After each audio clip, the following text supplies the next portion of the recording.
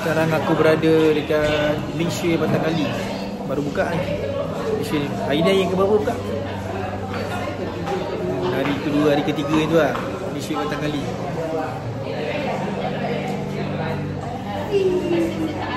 Besar kan tempat dia? Besar tempat dia? Okey lah. Dengan apa benda-benda yang ada ni yang kita nak. Oh, MJJ.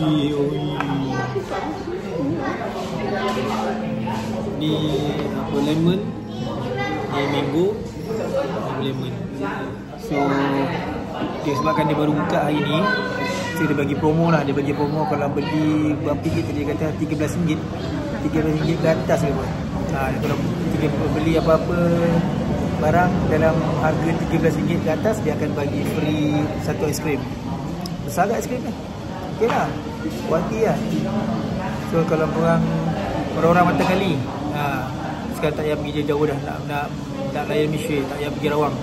Sebelum ni yang paling dekat kat Rawang kan. Ni dekat kat Batang Kali pun dah ada dah, Malaysia Batang Kali.